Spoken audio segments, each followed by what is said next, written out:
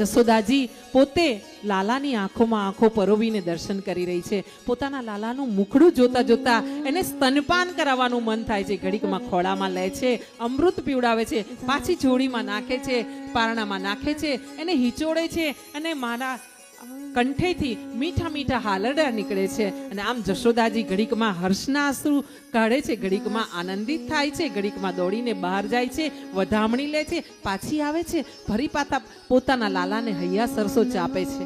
આજે માં જશોદાના આનંદનો પાર નથી રહ્યો. હા, જેણે જીવનભર કૃષ્ણ કૃષ્ણ કર્યું હોય ને એના ખોડે લાલો આવે. જેણે જીવનભર ગૌમાતાની સેવા કરી હોય ને, બીજું કોઈ લક્ષ્ય ના રાખ્યું હોય ને, એના ખોળે લાલો પધરાવાય. બીજી બાજુ નંદરાજાની વાત કરીએ. આવો દર્શન કરો. ગૌશાળામાં નંદરાજા બેઠા છે. હા, ગોકુળના રાજા છે નંદરાજા.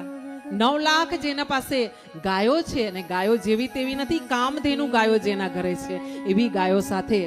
હા, પહેલા એવું થતું કે ઘરે ઘરે ગાયો હતી. યાદ કરજો. હા, યાદ કરજો કે આપણા દાદા અને પરદાદા હતા ને, એમના પાસે ગાયો રહેતી અને ગાયોને પાળતા, સેવા કરતા. મને યાદ છે મારી માતા